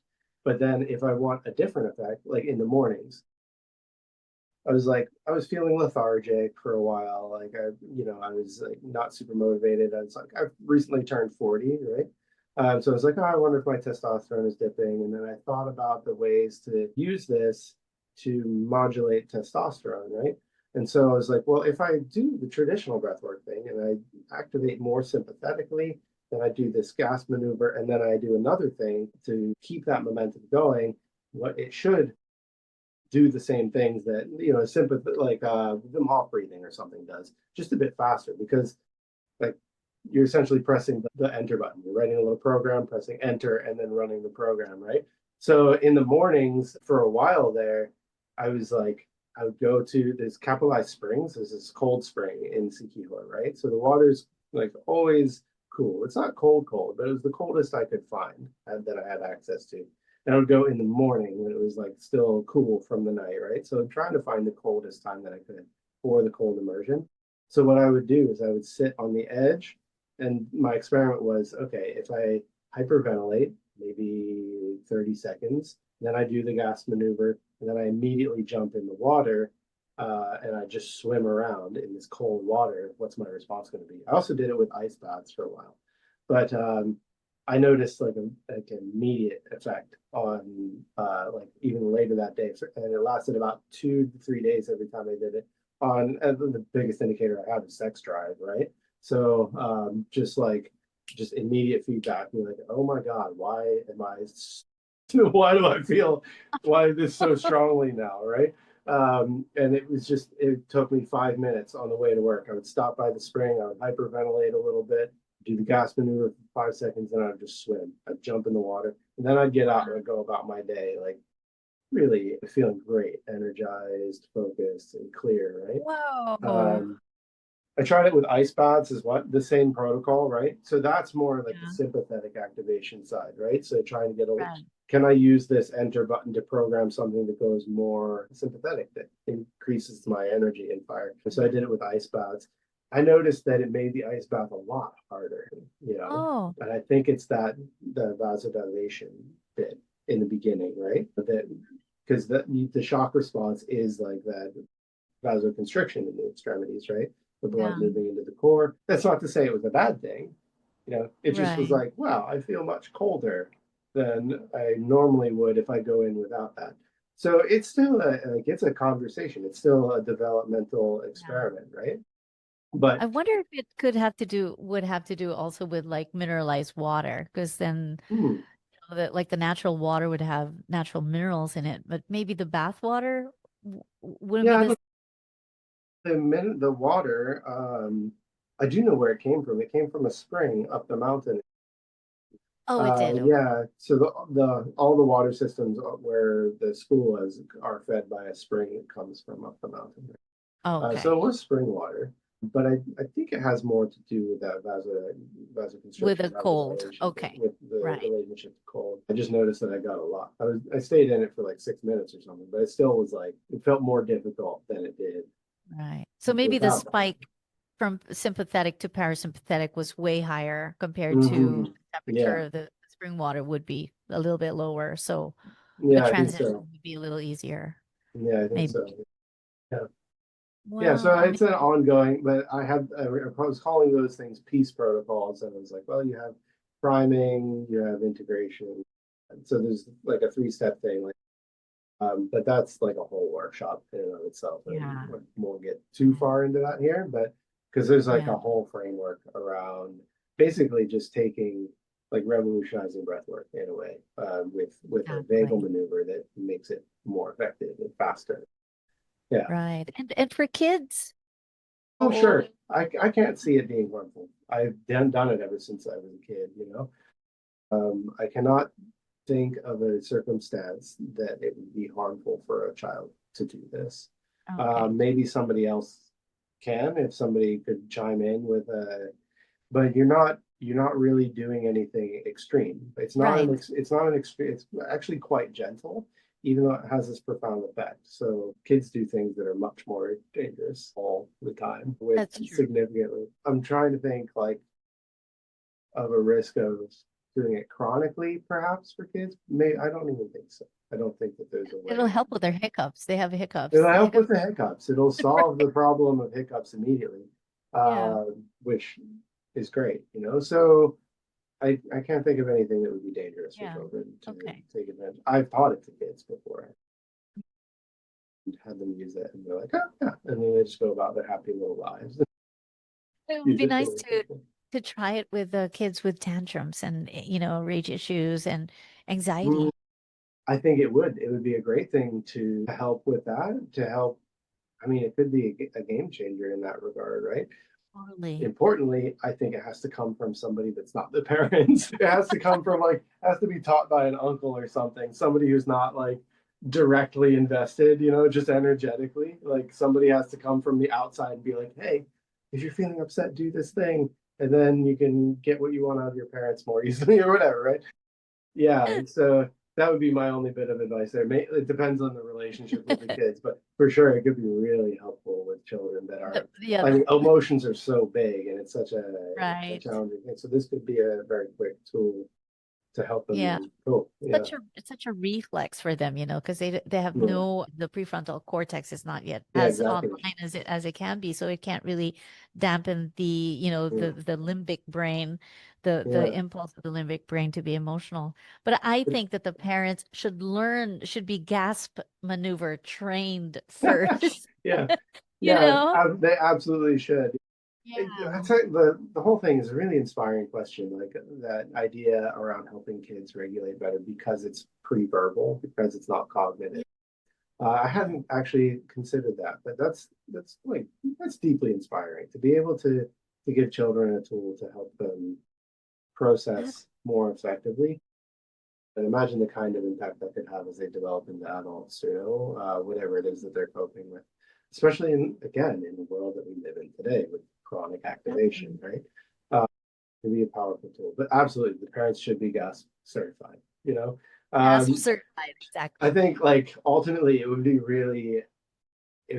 brilliant and fun and inspiring tool to be able to create a whole framework and certification with those protocols that I was talking about, to have people master on the fly nervous system adaptation as a skill, right? As something that they can just do as they go about their lives, right? Like I know like there are breathwork courses where it's like, oh, you can take one that's like chamomile and one that's like coffee, right?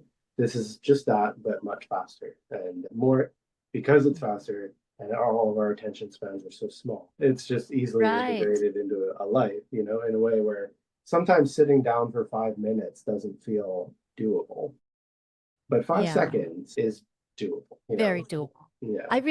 I think you should come up with some sort of certification because people need to know like the implications, the framework, Mm, the safety, the contraindications and all that, that you could mm. certify them. Let's One do it. for nervous Yeah. system regulation, the other is for kids as a nervous Mm. system regulation, then the other is for if they want to be free diving instructors, or if they're free divers, they want to be, gas certified or something like that. There's so Yeah, many options for you. there are a lot of options, and I am developing my own freediving curriculum that is Wow. different from what exists out there today. It's not centered around the gas. The gas is one component, but the transformative and healing element of what freediving is and can be is really the Oh, core focus of the beautiful. curriculum that I'm developing, which is quite different. Right now, it's taught as a sport, right? It's taught, and then eventually you start diving and you go down this rope, and it's about achieving greater depths, like more numbers, which to me is one of the least imaginative ways that you could approach the what the possibility of this thing is, you know, to just go Right. after numbers is really not very creative to me. It's that drive to make anything competitive, right? Like, I sometimes I'll get a lot of flack about this from competitive freedivers, but sometimes I'll compare it to like a hot dog eating contest. Like, why does it have to be a competition? Like, can you not just enjoy having a hot dog if you want to have a hot dog?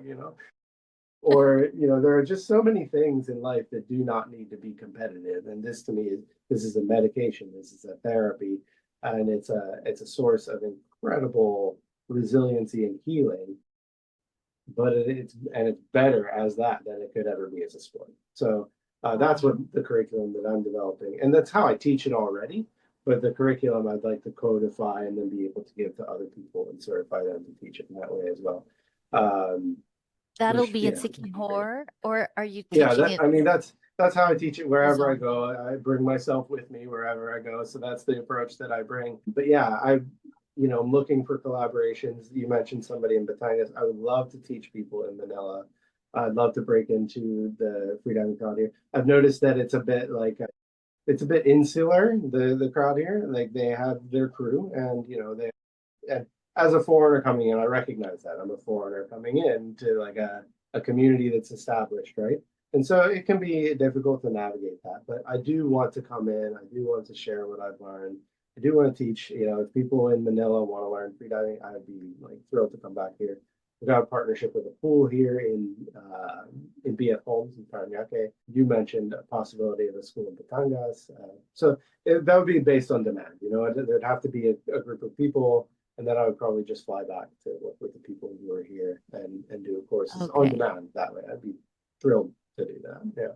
right. Because you're mostly based in Sikihor for now. Yeah, there are incredible possibilities for what's upcoming in Sikihor right now. There's just some percolating Okay. projects that I'm very, very excited about. Not just being there for myself and for the freediving, which is amazing, but also potential deeper explorations of healing. And like I said, I grew up near the Amish, right? And part of me is just deeply inspired by their ability to just have the foresight to say no to something like developments in technology, right? And part of that stuck with me my entire life. And there's a part of me that wants to like found a movement there and say like, okay, how do we mindfully integrate things like AI? It's such a found like, and it's not a fear-based thing. It's saying what is the value that this brings into our life, and how do we integrate these things, right? And founding a movement similar to what the Amish did around a core set of values. What the Amish do is they don't say no to any technology. They assess the value and the impact of that technology, and then they decide whether they want to integrate it or not. I'd like to kind of take a similar framework around with these maneuvers, with freediving, with technologies of coherence. So heart math could be one of those things, but also nature connection, breathwork is dance is another one. I don't know what our time is like. We could go on for hours, but there are all these states of coherence, right? Like flow state is one state of coherence. And the idea is to found a movement around those states of coherence. And freediving is one pathway into a powerful pathway Yeah, into coherence.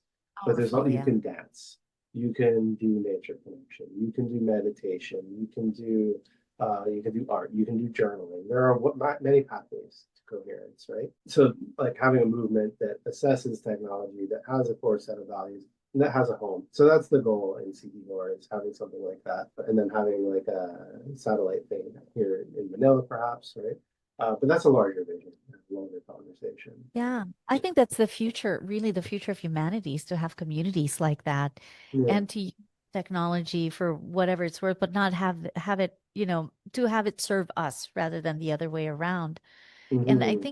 think there are already cities like that. Like I landed in this place in India called Oroville, south of India, and it's a utopian city. It's called a City of Dawn, and Mm. there's about soil from 170 countries that was planted in the middle of this city, and it was Wow. really meant to be kind of a city with no creed, no religion, supposedly no money. Everybody's just doing, toilet composting, Yeah. solar panels, Feldenkrais method, elder Yeah. schooling, and Yeah. meditation and things of that nature. So it's actually been there since 1968.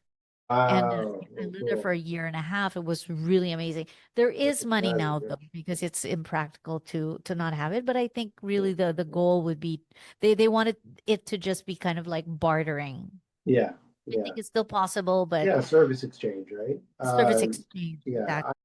I'm huge on that, you know. Like Yeah, energy exchange is such a energy exchange. the most meaningful like transactions in my life have always been exchanges of energy.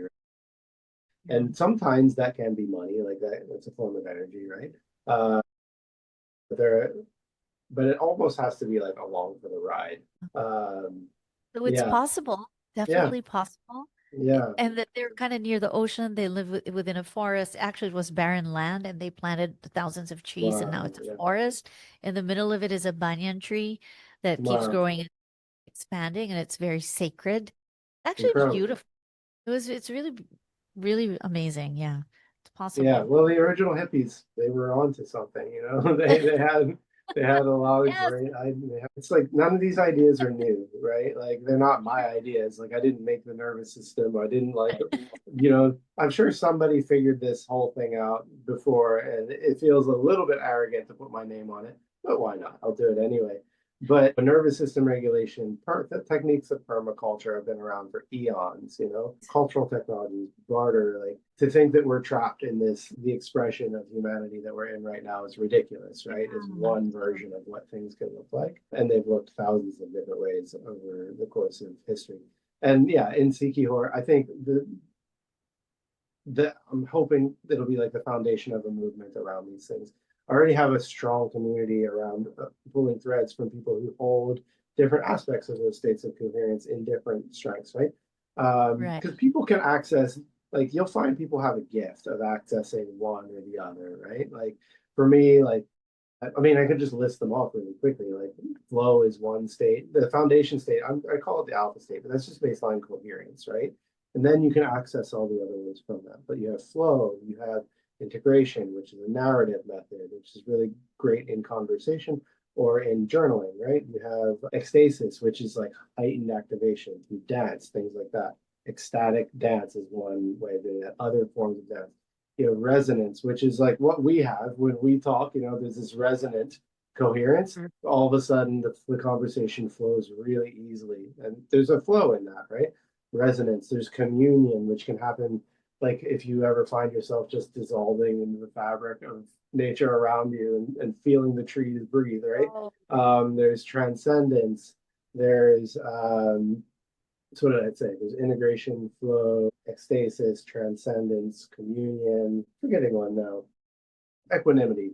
That's probably my most powerful one at this point. Equanimity is what a I state called of you. coherence, right? Equanimity, and it's like Vipassana meditation is meant to cultivate that, right? But Yeah. also freediving is absolutely brilliant for cultivating that state of coherence, right? But yeah, having a like saying that these are states that are important for us as people. We're going to reclaim our sovereignty, but there's no guru in this, you know, there's no like spiritual leader. We're not following a doctrine. We're following the inner compass of our nervous systems that take us to these states of coherence, and then we're expressing ourselves in the world through that bubbling up from within rather than needing gurus and teachers to give us the message that we carry out into the world, right? Because I think that's really where it's going to come from. It has to come from inner knowing, inner coherence to be able to affect change in the world, right? And not the first to say it, like every spiritual traditional or teacher has said at some point, work on yourself first and everything else will follow, right? So that's the foundation of the movement. I'd send you some information about the about what it is and how I'm thinking about naming it and all these things. But that's all very beginning phases of that. There are properties that we're looking at. There are partners that we're talking about developing it with, but it's still the very beginning conversations of that. Right. So we'll see where it goes. So amazing. So, okay, John, where can we've been talking for almost 2 hours. So this is what I love about Wow. conversations Yeah, see about money. resonance, like to me, it's like, oh, we just started talking, right? And the time I just goes. know. I know. Um, yeah. Stop. Yeah. Oh, yeah. I was going to ask, where can people reach you and what are the services that you offer so that people Yeah. can, yeah. So one-on-one coaching is one thing, right? So if people just want to reach out to me and they find me here, they can reach out to me here on Messenger, right? And I'm already in the group. I've posted a couple of times. It's super easy to find me there. So one-on-one coaching, that would be mostly focused on these avenues of coherence, finding where we can connect, and also like direct coherence transmission is part of that as well. The experiment that we did. So one-on-one coaching is a thing. Freediving, obviously, my like big passion at this point. If people want to take a course, then they can reach out to me for that as well. If I'm in Sikihor, I would really like to have a group together of like 4 people before flying back to do that, but or they can come to Sikihor and learn with me there. But again, reaching out to me here. There's also nature connection. So there's different things. There's coaching, which is like I actually remove myself from the equation a lot from coaching, right? Like it's about the client, and you know this, right? It's not about like my story or anything that I've done. It's all about the client. But there is also mentoring, and there's like teaching and guiding. And so there's like, but that can be established in a one-on-one relationship. Group facilitation, things like that. If people are curious about these methods and they want to reach out and get a group together where I can, then we would just negotiate getting a group together and having a session on this. Like you and I were talking about, I think on the 20th, right? Yeah. Just like an introduction to this as a method and how you can take control of your nervous system in real time. Like that, it's not an exaggeration to say that, 3 hours would be a life-changing conversation for you. Could be like, Right. could literally take something that's out of your control that's fundamental and put it in your control. So that's another thing that I can do. Workshops, nature connection. If they want to do guided wilderness trips and experience a level of connection with the environment that they likely thought was impossible, then I can do that as well. Like I'm talking direct communication with nature. Like Where would that be? In Sikihor or it could anywhere be in here? Sikihor, it could be here, it could be, but there are exercises when you get into a deep state. That's the communion coherence, right? Learning to like, I'm not the coach anymore. You go out and we create an atmosphere around that state of communion. And you go out and you commune with nature. Animist traditions, indigenous traditions everywhere. Like the world is alive. It's functioning. It's communicating Yeah. with us all the time. So there can be the learning side of that, where it's like I'm actually teaching you skills of connection, or there can be something that's much faster, which is just like this immersion of direct communication with nature, and you feel the connection, you feel, and you can gain wisdom and insight into your life from having a conversation with a creek or a tree or a stone. Oh, And yeah. that's what I was doing with Rod and Mark at the end. That is it's so fundamental as a relation, just a way of relating to the world, right? And it's a fundamental shift as well. So there's a lot of different things that I can do with people. If any of those things are interesting to people and they want to put something together, then I have family in Manila. I'd be happy to come to Manila anytime to build more family and to build community around these things and to do retreats. Otherwise, if people want to find me and come to me in Sikihor, also, yeah, the online one-on-one coaching thing is also available, right? And again, that's like that's an energy exchange, right? We're figuring out rates with that. Is a fluid conversation, because back to the politics and the money in the Philippines and how that all works is like never seen any like such a population of talented, competent, attractive, charming people that are so undervalued, right? And it's just the structure of how it works here. So energy exchange, figuring out what works in the context of what people are making. Right? If you're making more, then it's going to be more, right? Like energy Right. exchange will To be different. socialize. But Yeah. yeah, socialize. Yeah. That's just a conversation that we can have with people like that. But yeah, so there's quite a bit there. But reach out to me here. That's the best. Or I can eventually put my WhatsApp number that's the best place. But I'll put that in the group as Yeah. well if people want that. Yeah, Amazing. yeah. Amazing. People can also just comment down here, like below this post, and then, tag you or something like that. It's pretty easy to get in touch with John. Actually, John just, PM'd me, and then I saw the message request. I'm like, who is this person? Oh my gosh, this is so amazing. And Yeah, that's how we were able to get in touch. So, and yeah. we might be planning a workshop, like just a mini short workshop about, the gas maneuver and the levels of coherence here in Manila in Pioneer. in about 3 weeks or 2 or 3 weeks. I I forget think now. it's two So weeks at this point. Yeah. maybe two So weeks. if we're looking Yeah. at the 20th, right? Yeah, Okay. Saturday, right? Yeah, something Great. like that.